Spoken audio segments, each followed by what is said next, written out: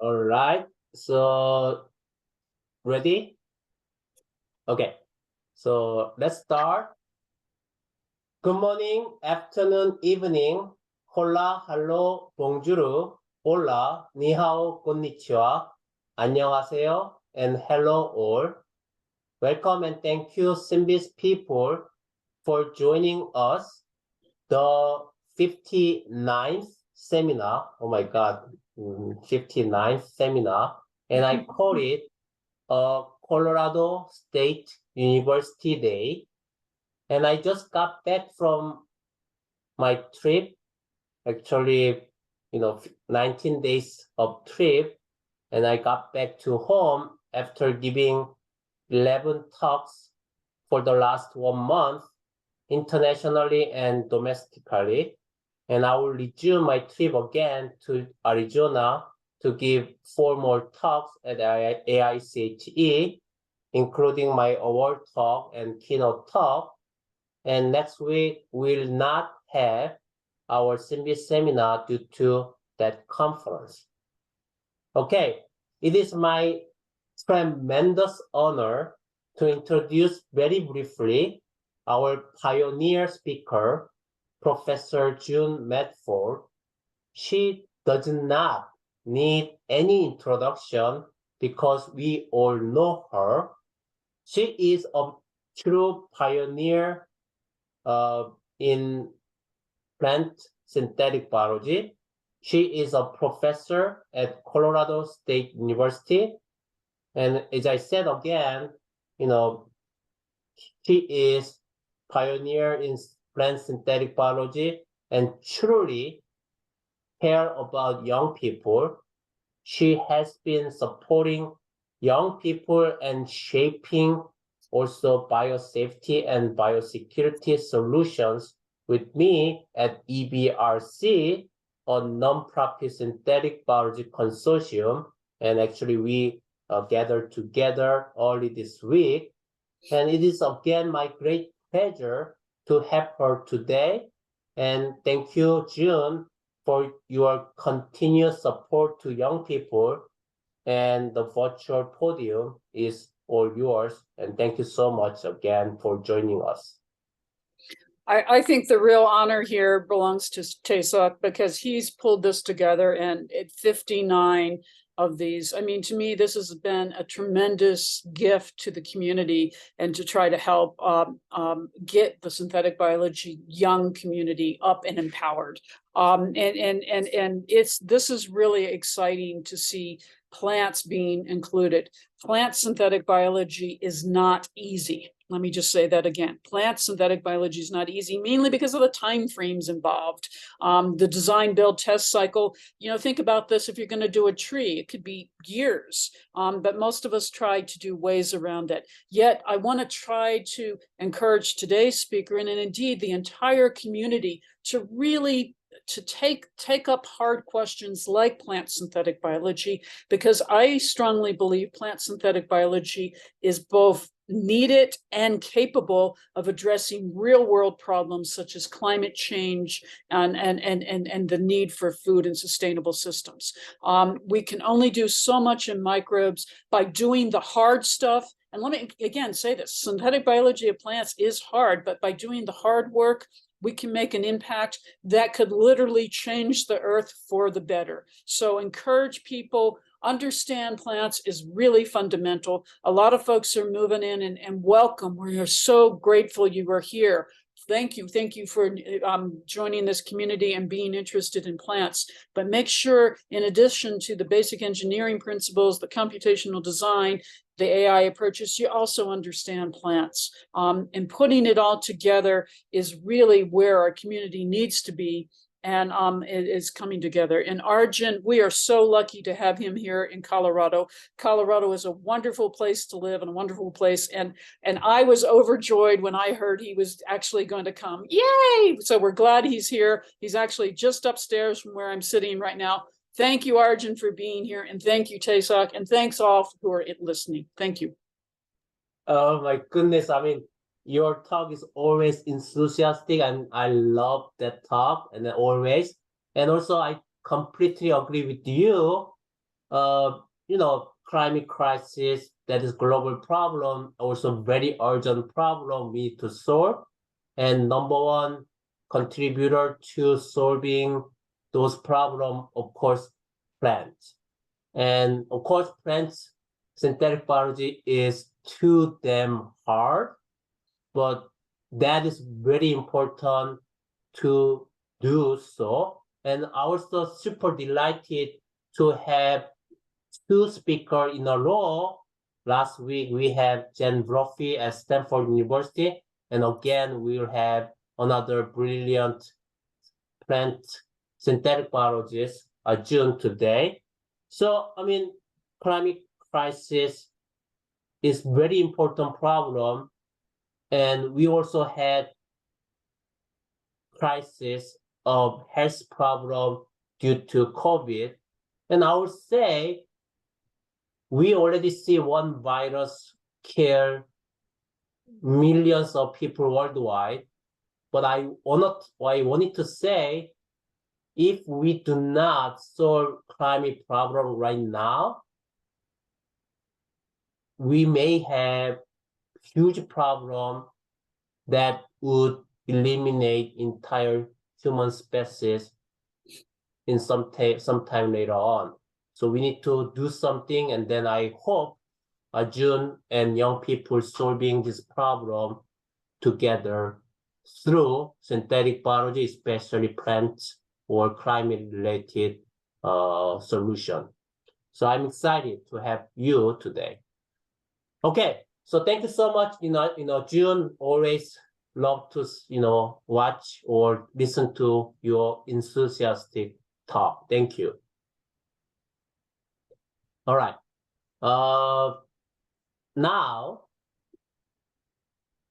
the main speaker of today with a longer introduction, Dr. Arjun Kakka received his PhD in bioengineering at the University of Washington in the labs of Dr. Eric Kravitz, Dr. Georg Siegli, and Dr. Jennifer Lemhauser, where his work focused on engineering synthetic signaling systems in yeast, and the model plant Arabidopsis thaliana.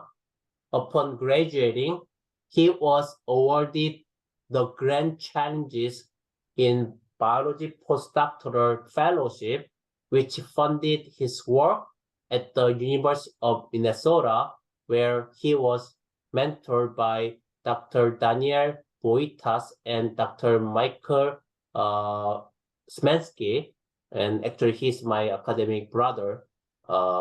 During his postdoc, he focused on developing a novel autoluminescent reporter system in plants, as well as new RNA viral vectors to rapidly deploy synthetic transcription factors in plants and engineer phenotypes. He was a senior scientist at a startup run by Flagship Pioneering in Boston called FL70, and then he is now an assistant professor. He just joined a few months ago in the biology department at Colorado State University. So I congratulate you. You just kind of, I believe, enjoying your honeymoon period in Colorado State. And he's, again, brand new professor, and I believe he will solve lots of important problems, including climate crisis. And so, Arjun, thank you so much for your time today. And I believe you are super busy to start your new lab and then solving lots of problems. Please take it away. This is all yours now. Thank you. Thanks so much, Tesak. Let me just share my screen. All right, is that all set up? Yeah, brilliant. Okay, well, thank you for the really kind introduction and for this invitation to speak today. I'm really excited about what I'm going to be telling you about, so I'm just going to dive right into it. So today I'm going to tell you about, there we go. My talk is going to focus on one major question, which is how do you engineer multicellular organisms? But before we talk about how, let's examine why we might want to engineer multicellular creatures in the first place. So one of the uniquely powerful aspects of multicellular life is its capacity to distribute labor through cellular specialization. So for example, in plants, you have specialized cells that can create structures capable of harvesting water or fixing carbon and then distributing it to other cells within the organism. Understanding how to predictably engineer multicellular creatures will expand the scope of the biological solutions that we could create with synthetic biology by enabling us to access these sorts of specialized cellular functions. Additionally, multicellular creatures like plants form the basis of our food systems, large portions of industry, such as textiles and pharmaceuticals, and critical parts of the biomes that we live in. Creating societal resiliency to some of the major challenges we face, like climate change that Tesak and June were mentioning, will likely involve the engineering of at least some multicellular organisms. Now, maybe you've noticed that most of my examples at this point have involved plants, and maybe that's not shocking from someone who works on plant synthetic biology. But beyond my own biases, there are actually some really good reasons to explore this question of how we could engineer multicellular organisms in plants. So first and foremost, they're cheaper to grow and maintain than most animal systems are. Additionally, there are very few technical and ethical issues with making relatively massive changes to their biology. With synthetic biology, we all know that we have to generally go through several DBTL cycles. And in plants, this isn't generally associated with the pain or suffering of the creature being engineered. And then finally, as I mentioned before, plants form the basis of the food and biomaterial industries that we rely on. They're an important part of the ecosystem and will be a major part of reversing climate change. So any insights that we gain about how to engineer multicellular organisms in plants will have immediate translational value. And there are many interesting things that we can engineer plants to do, from fixing carbon into breakdown resilient biomass to generating biomolecules of interest at scale.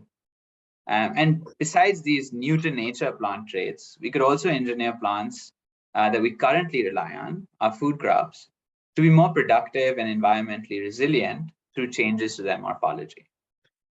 An example of this are the semi-dwarf plant varieties that drove the Green Revolution, which were developed through selective breeding. In this talk, I'm going to examine this idea of how we engineer a multicellular organism through the lens of this goal, engineering plant morphology. But before we get into engineering, let's start with a quick primer on some important aspects of plant development that will become relevant in later parts of the talk. Development is essentially the coordinated process of cellular division and differentiation that converts a single cell to a multicellular organism. Plants make chemicals called phytohormones that connect the internal and external cues that they experience to developmental events by modulating the expression of genes in individual cells through signaling pathways. This system operates in a more flexible way than animal systems because it allows morphology to adapt to changes in the environment. And this lets plants do crazy things like altering the size and shape of organs to maximize fitness, which is very different from the more fixed body plans of animals. And farmers have leveraged this plasticity for domestication. You can see this clearly in this picture here that shows you the modern day descendants of wild mustard, which have dramatically different body plans that were arrived at by selective breeding for a particular aspect of morphology. For example, selection for lateral buds resulted in the Brussels sprouts that we enjoy today. Something interesting that's been discovered by comparing domesticated plants to their wild ancestors is that many of these changes in morphology are driven by gene expression changes rather than the neo-functionalization of genes or acquisition of new function. These insights point the way to a general strategy to engineer plant morphology with synthetic biology, namely by making controlled changes to gene expression at specific times and in specific tissues of the plant. This would essentially reproduce the outcomes of hundreds of years of selective breeding in a single step. So what are the tools that we would need to realize this strategy of engineering morphology? First off, we would need control systems that enable us to tune gene expression. The multigenic nature of developmental pathways means these tools would need to be flexible enough to implement combinations of activation and repression across multiple genes simultaneously. Additionally, the regulation that they implement must be strong enough to, overcome the endogenous signaling networks, which are often heavily feedback. And finally, these systems must be capable of integration with mechanisms that enable the restriction of the regulation that they implement to specific times and tissues.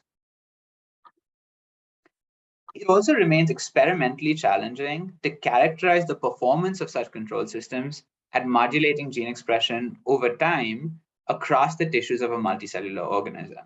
And so this necessitates the design of reporters that allow quantitative time course characterization of gene expression at the macro scale.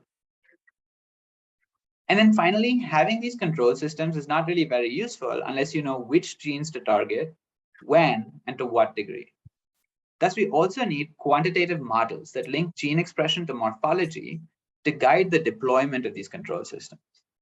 So this talk will be broken up into 3 parts to cover work I've done in each of these spaces. As Taesak mentioned, I just started my independent group at CSU a couple of months ago. And so all the data that I'm going to talk about today is from past work that was done in the Nemhauser and Clavens labs at the University of Washington and the Voitis lab at the University of Minnesota. And as we go, I'll tell you what my group is planning to work on in the coming years to build on these ideas. All right, so let's start by talking about control systems. Cas9-based synthetic transcription factors are a tried and true synthetic biology tool to predictably engineer gene expression in many organisms, including plants. And they have several features that make them an ideal tool for our goal of engineering morphology. Cas9 can be used as a flexible and programmable DNA binding domain through co-expression of a guide RNA whose target site has sequence complementarity to the promoter of interest. DNA binding without cutting can be achieved either using a nuclease null mutant of Cas9 or using a truncated target site within the guide RNA. And newer variants like SprayCas9 don't even have the old PAM restrictions, enabling any endogenous promoter region to be targeted. Cas9-based synthetic transcription factors can also be engineered to enable simultaneous activation and repression across multiple different loci via the use of RNA scaffolding. So here, the Cas9 protein is co-expressed with a set of different RNA binding domains fused to either activators or repressors. Guide RNA scaffolds, which are guide RNAs with motifs at their 3' ends that selectively interact with RNA binding proteins, can then be used to assemble the desired transcription factor at the promoter of interest, as you can see in the graphic on the right. And finally, signaling domains can be integrated into Cas9-based synthetic transcription factors to make the regulation that they implement conditional on specific signals, thereby allowing it to be spatio-temporally restricted. A few years ago, we demonstrated that this sort of integration was possible in the model plant Arabidopsis thaliana. So here we created plant lines in which the expression of a fluorescent reporter was regulated by a non-scaffolded Cas9-based repressor that had a signaling domain called a phytohormone degran integrated into it. The inclusion of this domain resulted in the proteasomal degradation of the transcription factor in the presence of the phytohormone auxin, resulting in the release of repression of the reporter. And you can see from confocal microscopy images of the root of the plant on the bottom of the slide there, that upon treatment with auxin, we do indeed see this increase in reporter expression. Another nice feature about this architecture is that it's modular and enables the integration of a range of signaling domains that respond to other cues. So for example, we built plant lines expressing versions of this circuit described previously, but with different signaling domains that responded to other phytohormones like jasmonate isoleucine or gibberellin. and we were able to observe significant increase in the expression of a luciferase reporter upon treatment with the cognate phytohormone as compared to a control treatment. And you can see this in the box plots at the bottom of the slide there. So this really demonstrates how the regulation implemented with these control systems could be restricted spatiotemporally to different tissues or developmental times or environmental conditions, because all of these are often associated with the accumulation or depletion of these phytohormones. And I'll tell you about an example about how we use this system to engineer morphology a little bit later in the talk. My group is currently building on this work to expand the sets of inputs these control systems can respond to, from internal phytohormones to exogenous signals. We are specifically focusing on agrochemicals, which are formulated to effectively penetrate plant tissues and can be used safely in field settings. We plan to explore if these systems are able to restrict expression reprogramming to overcome the pleiotropies, which are basically unintended consequences that are often arise from global reprogramming of gene expression. However, prototyping the efficacy of such systems is very challenging in multicellular organisms. This is because creating transgenic plants expressing them is costly and time-consuming and can take between months to years. While there are transient expression approaches by agrobacterium in some plants, it is often not possible to use these, either due to a lack of compatible agro strains for the plant species that you care about, or because you're interested in gene regulation in tissues that are not amenable to infiltration, such as the stem of the root. Plant cell culture-based approaches also exist. However, they dramatically alter the cellular environment and signaling. This makes this approach fine for prototyping totally synthetic circuits, but challenging if you want to test the efficacy of regulation at endogenous genes.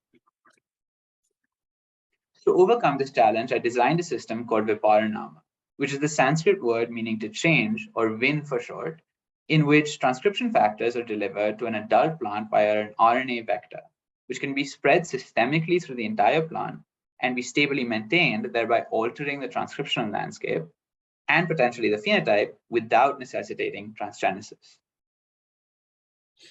The biology of positive single-stranded RNA viruses makes them an ideal starting point to build these vectors from. They can move systemically through the plant, be stably maintained for long periods, and have very broad host ranges, meaning once developed, these Vin vectors could be used in a range of crop species. Over several years, virologists have identified regions of the viral genome where additional gene coding sequences can be added to allow them to use these as tools for protein production.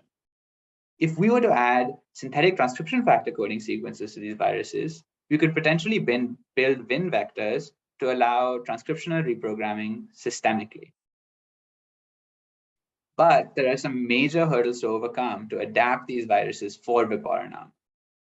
First, and most importantly, most viruses have very limited loading capacities of less than a kb. And so this makes loading most synthetic transcription factors that are typically larger than this quite challenging. These viruses also tend to move in a non-uniform, patchy manner through the plant, which would not be ideal if you wanted to change expression uniformly across a tissue. So we can overcome the cargo capacity limitation thanks to the RNA-based programmability of Cas9-based synthetic transcription factors. The large protein component of the synthetic transcription factor, the Cas9 and the transcriptional effector domains, can be expressed from the genome of a transgenic plant. And then this can be targeted to regulate any gene of interest by delivering guide RNA scaffolds, which are much smaller, on a Vin vector. An analogy to electronics might be useful to understanding how this system works. The protein components of the synthetic transcription factors, that is the Cas9 and a toolbox of transcriptional effectors fused to RNA binding proteins, can be thought of as the hardware of the control system. The virally delivered guide RNA scaffolds, which assemble the desired synthetic transcription factors at the loci of interest, can be considered the software, with different combinations of guide RNA scaffolds resulting in different instantiations of expression reprogramming. So beyond the cargo capacity, we also had to engineer these viruses to move in a more uniform manner through plants to ensure uniform expression reprogramming. To do this, I incorporated a tRNA-like motif from the Arabidopsis FT protein into the viral vector, as this motif has been previously demonstrated to confer mobility to RNA in plants. And this is likely through the interaction with host machinery, although the precise mechanism is still not well understood. So this led us to the hypothesis that this modification would enhance the uniformity of viral movement. We tested this by building two sets of Win vectors, one that had the movement enhancement motif and one that did not. We then used them to deliver either guides, which programmed a repressor to target the PDS gene, or off-target guide controls to an engineered line of Nicotiana benthamiana. The box plots on the right show the expression of the target gene, normalized to a housekeeping gene, in systemic leaves, which are leaves above the point of delivery, several weeks post-delivery. And every dot here, and then in similar box plots that I'm going to show you in later slides, are referred to biological replicates. So what you can see by comparing expression with on versus off-target guides is we see much more consistent and uniform repression when the vectors have the movement enhancement sequence as compared to when they do not. And this is consistent with what we would expect from a more uniformly moving viral vector. We also observed that this repression persisted over time, as can be seen from the significant repression of PDS expression up to 4 weeks post-delivery, and that it was observed systemically across the entire plant. So this data demonstrates how Win vectors are capable of altering transcriptional landscapes across a plant in a sustained manner, and thereby prototyping the transcriptional impact of control systems. In addition to prototyping this capacity of synthetic transcription factor control systems to reprogram gene expression, Win vectors can also be used to prototype if that specific set of expression alterations actually create the desired phenotypic changes in the plant. So we demonstrated this in a line of Arabidopsis thaliana that was engineered to constitutively express a set of transcription factor components, as you can see in the graphic there.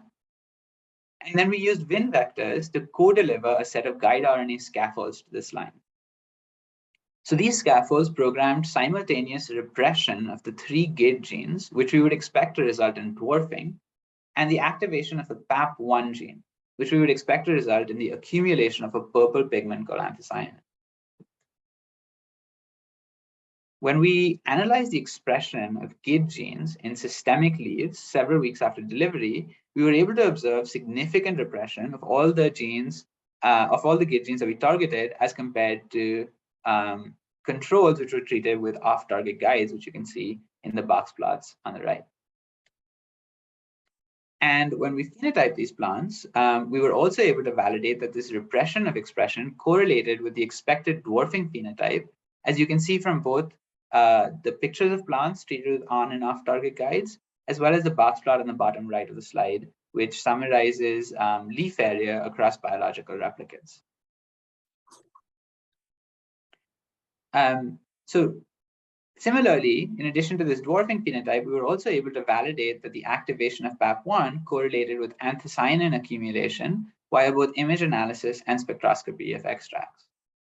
So using Win vectors for this prototyping saved us several months that would have been required to test these control systems in Arabidopsis via transgenesis. And Arabidopsis is among the easier plants to transform. We've also demonstrated that this technique works in tomato. So here we targeted a repressor to a gene called Procera. Based on prior literature, we would expect this expression reprogramming to result in an increase in size. And as you can see from the box plot on the right, which describes Procera expression in systemic tissue, which again is above the point of delivery, several weeks post-delivery, we see significant repression of Procera expression in plants treated with on-target guide RNAs as compared to their off-target controls. We were also able to validate that this expression reprogramming was able to generate the expected increase in size, as you can see from both the pictures of the plants treated with on and off target guides, and from a quantification of internode length, summarized in the box plot on the far right there. And this is a measure of stem height. So performing this prototyping via transgenesis in tomato would have taken over a year. Whereas with the Win vectors, we could achieve it within 5 weeks. And so this really demonstrates the power of this approach. We have since generated stable transgenic lines expressing these prototype synthetic transcription factors. And excitingly, we can see evidence of that increasing the expression of Procera generates semi-dwarfing, which is the opposite of the increase in size we saw when we repressed the Procera, as we would expect. You can see an example of this in the box plot, where we're comparing stem height of a tomato line expressing an activator targeted to Procera to a wild-type line that's grown in parallel. So my group is currently working on expanding this characterization across multiple lines and multiple genes for some modeling work that I'm going to tell you about a little bit later in the talk. We're also working to demonstrate that this expression reprogramming that's implemented with these control systems can be spatially restricted through the expression of transcription factor components using tissue-specific promoters. The pictures on the right are some promising preliminary results that we have, wherein we're using fruit-specific promoters to drive the expression of guide RNAs that target either activators or repressors to the Procera gene, resulting in the predicted either dwarfing or gigantism in the fruit, but crucially not in any other part of the plant. So this strategy could be used, excuse me, this strategy could be used to engineer morphology more precisely and to overcome pleiotropies, which again are essentially unintended consequences of the global reprogramming of gene expression, which generally arise thanks to the participation of master regulated genes like Procera in multiple different developmental pathways. All right, so while we can prototype with Win vectors, we currently still eventually need to generate stable transgenic lines to precisely characterize the phenotypic impacts of validated control systems. A lot needs to be done to achieve the truly transformative prospect of transgenesis-free engineering with viral vectors. My group is currently developing novel approaches that pair next-generation sequencing-based screening with machine learning-aided forward engineering to refactor parts of the RNA viral genomes to enhance their gene delivery potential. We're also exploring if catalytic RNAs can be delivered in place of proteins to reprogramming gene expression. All right, so far, for the bulk of the characterization of control system performance at reprogramming gene expression that I've shown you data from RT-qPCR. However, there are many reasons that this is a suboptimal way to characterize control system performance. It's a destructive snapshot of expression, which only reports the average across the sample tissue. A more ideal system would enable dynamic and quantitative characterization of gene expression across the tissues of a live plant. As a first step to build such reporters, I recently demonstrated a novel bioluminescent system in plants that doesn't require the addition of any external substrate.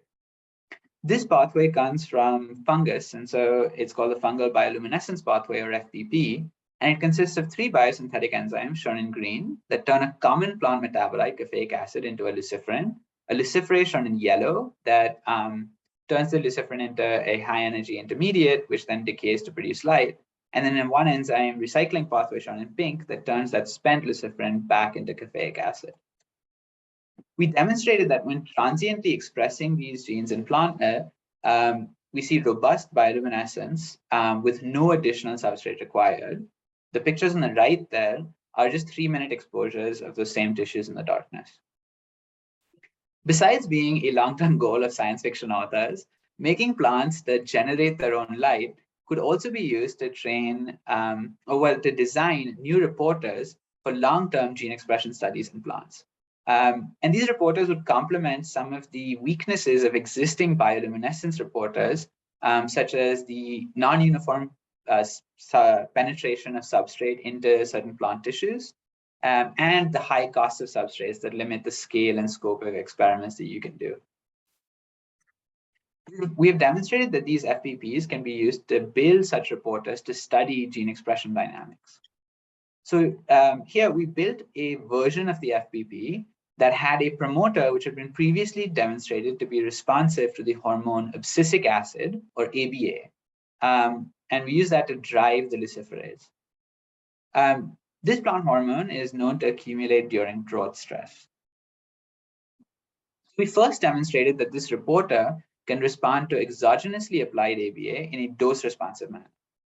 To do this, we treated Benthamiana leaves transiently expressing the FPP-ABA reporter with increasing concentrations of ABA and then recorded the luminescence. As you can see from the bar plot on the right there, we observe increasing luminescence with increasing ABA concentration, which demonstrates both that this reporter is functional and that it is dose dependent. We then explored if these reporters could visualize gene expression dynamics across tissues. To do this, we transiently expressed either the FPP-ABA reporter or a constitutively expressed control, which is labeled as 35S loose in that video I'm about to show you, in the leaves of two plants. One that was kept well watered and the other that was exposed to a drought condition where we would expect ABA to accumulate. Okay, so I'm going to play a video now, hopefully. And what we're expecting to see here is that we would expect to see constitutive light production in both the 35S cases, but an increase in signal in the bottom right leaf, which is exposed to drought, but not in the top right one, which is kept well watered. And hopefully this is what you can see from that video there. So while these FPP reporters do enable the macro scale visualization of gene expression dynamics, which I said we needed, you'll notice that we had to include a parallel constitutive control. This is because variation in the metabolic rate of the plants could generate changes in the biosynthesis of that FPP substrate, which needs to be controlled for. And so this means that the signal that we observed using these current FPP reporters can really only be used for qualitative, not quantitative characterization of control system performance. To overcome this challenge, we're working with a collaborator, Karen Sarkisian at the Imperial College, whose group has recently designed a red-shifted version of the loose protein to create a version of the FPP with an internal constitutive control, which could be used for normalization. This will enable quantitative imaging using FPP reporters. We plan to use these reporters to characterize the efficacy of the control systems that we're developing across the plant body, as well as to develop reporters for endogenous signaling pathways. In addition to these reporters, we're also working with Karen to develop a low-cost imaging platform with integrated image analysis software to facilitate FPP-based gene expression studies in lower resource settings like high schools or in other labs. While all these tools I've told you about so far will be useful to reprogram and study gene expression in a multicellular context, to use them effectively, we need to know what genes to target and to study. So for this, we need models that link gene expression to phenotypic outcomes. To demonstrate the utility of this approach, I'm going to quickly tell you about a story I published a while back on using models of auxin-regulated branching to guide the forward engineering of shoot architecture. Some fantastic work had been done by other groups to develop mathematical models of how the plant growth hormone auxin regulates this process of branching.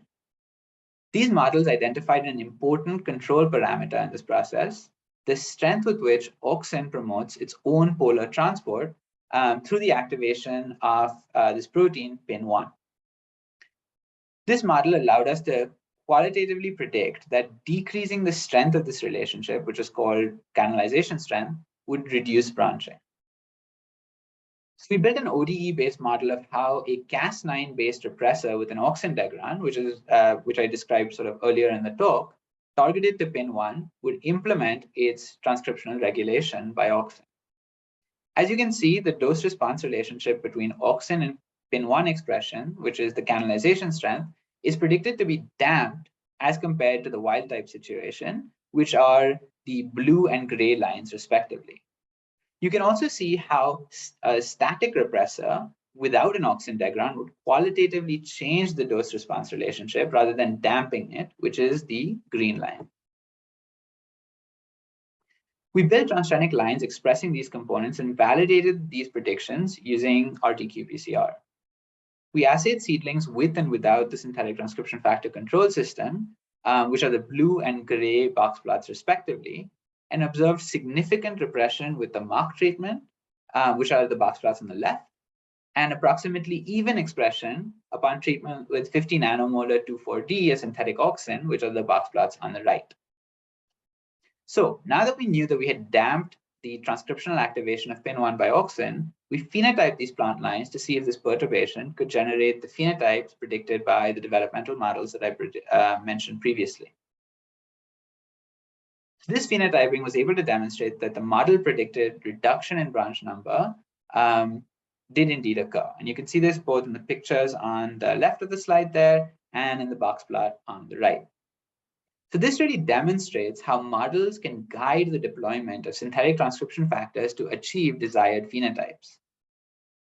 However, one of the major deficiencies with such models is that they can only make qualitative predictions, such as more or less branches, not quantitative predictions like 20% less branches. If we were to construct, or if we were able to construct, quantitatively predictive models that related gene expression to morphology, it would be transformative because it would enable in silico calculation of the precise perturbations to gene expression that are necessary to arrive at a desired phenotype, rather than the current approach, which is to basically screen a large number of different lines until you can find one that's behaving in the way that you want. So my group will be developing such models, initially focusing on the signaling pathway of the plant growth hormone gibberellin and its impact on plant size. We plan to use the control systems that I described previously to create controlled and targeted variation in one parameter of the signaling pathway, such as Procera expression, and then characterize the phenotypic outcome in the plant. So for example, the size of different organs. We will then use these expression phenotype datasets to parameterize models that simulate both the impact of the expression reprogramming on the feedbacked gibberellin signaling and at the molecular level, as well as how DELA concentration drives the eventual organ size at the sort of morphology level. In addition to exploring the predictive power of such models, we will also explore how different regulatory architectures that we can implement with synthetic control systems impact the strength and the variability of the dwarfing phenotypes that we generate. All right, so with that, I'd like to take a minute to acknowledge the folks that paid for this work and all of the fabulous collaborators, mentors, and mentees and friends that made it possible. As Tesak mentioned, I've just started my own group at the Colorado State University. It's a beautiful place. It's really fun. And so if anything I talked about today was of interest to you, do get in touch with me. Thanks so much. And I'd be happy to take questions. Wonderful talk. Wonderful, wonderful. So I learned a lot again, the plant synthetic biology. Let me check if whether other people has question. Let me start. So, I actually entered mammalian synthetic biology last year, but my the most, how can I say, challenging barrier in synthetic biology is plant synthetic biology. And the reason probably is I'm not patient enough to wait plants grow. But at the same time, I see lots of challenges. You already a little bit, imply or suggest, some challenges in synthetic biology of plants, science. So I just want to hear, more, and could you kind of elaborate more the remaining challenges in plant synthetic biology? In that way, I just want to know which part of the challenge I could tackle. Sure. And potentially I enter synthetic biology of plants. Yeah, no, you definitely should, Tesak. Everyone should. Well, I think that so there are many different challenges, and it really just depends on kind of what you're trying to do, So I think people have made some really fantastic strides in the space of metabolic engineering in plants. Elizabeth Satterley, Patrick Shee, they've done some really great work on figuring out ways to quickly prototype things in at least Nicotiana benthamiana. And, I think that the work that they've done definitely can be built on by others to expand that to sort of other non-model plant systems. The key sort of challenge to engineering, things like morphology, things where you have to sort of rely on, the organism actually changing over time, and there's a built-in piece of time there.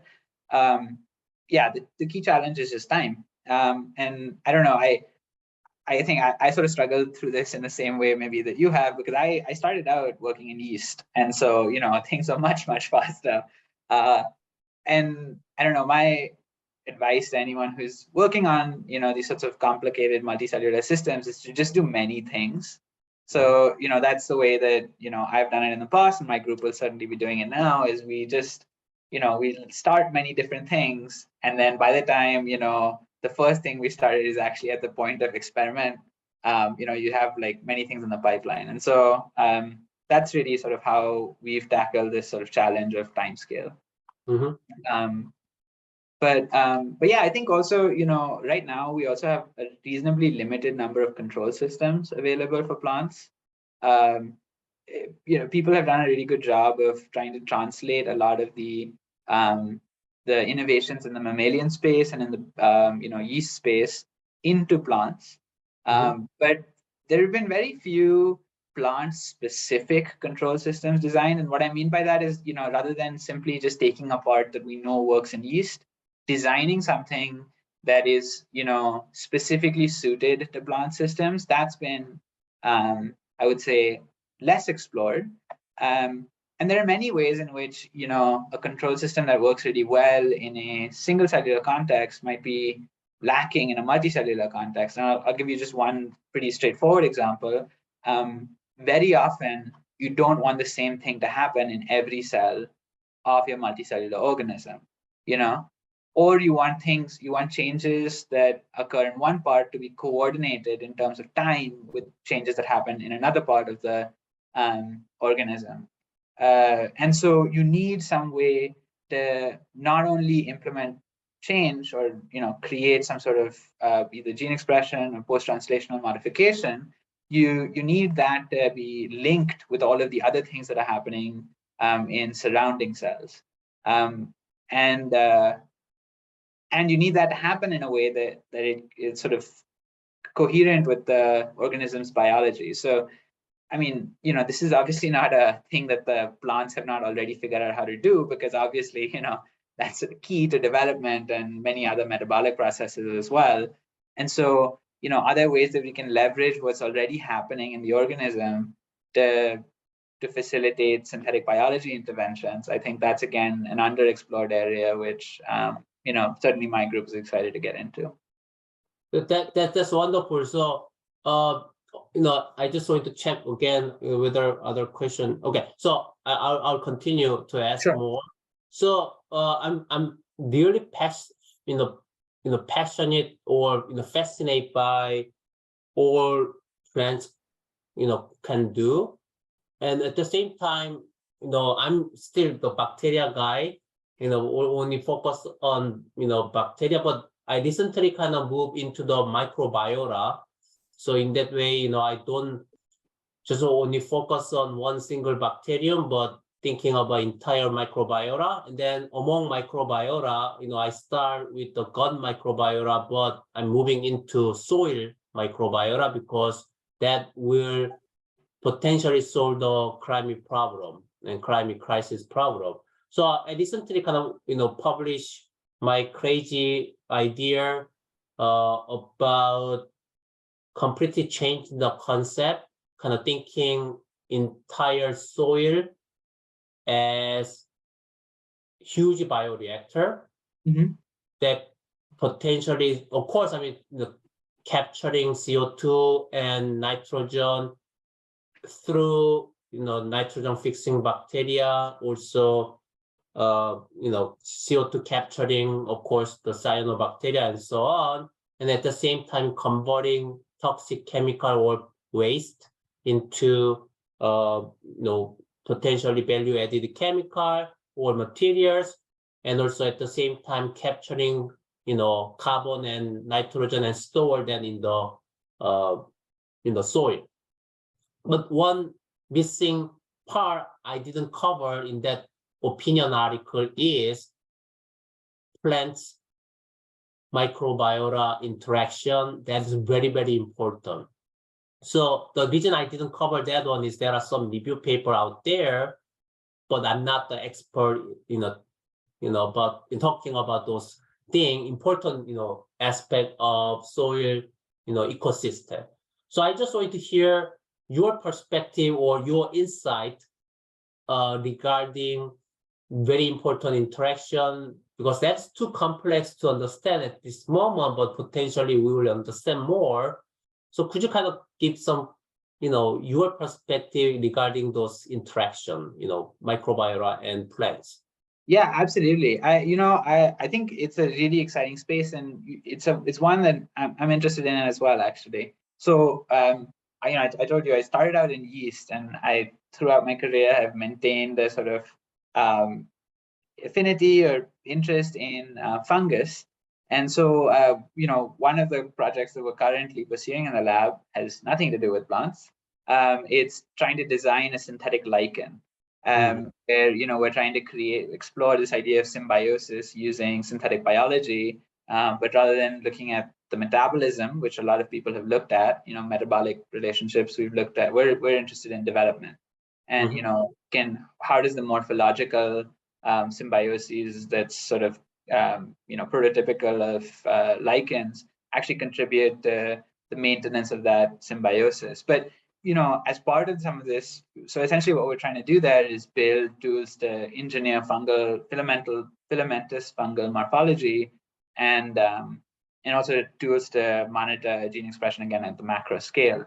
The fungus we're interested in are aspergilli, which are common soil fungi, and something that we're doing again actually in collaboration with Karen Sarkisian at Imperial is in addition to developing some of these FPP reporters for plants that are quantitative, they come from fungus. And so we want to put them back into soil fungus and build a basically integrated imaging platform to facilitate the exploration of how interactions between filamentous fungi and plant roots shape root architecture. So it's a science question, sort of a kind of a basic science question about, how does hormone signaling between fungi and plants, and then within plants, change in response to these interactions. And we think, we have a really kind of novel way of being able to look at this, because we have this capacity to, light things up, which makes them visible in these soil environments in ways that are sort of challenging right now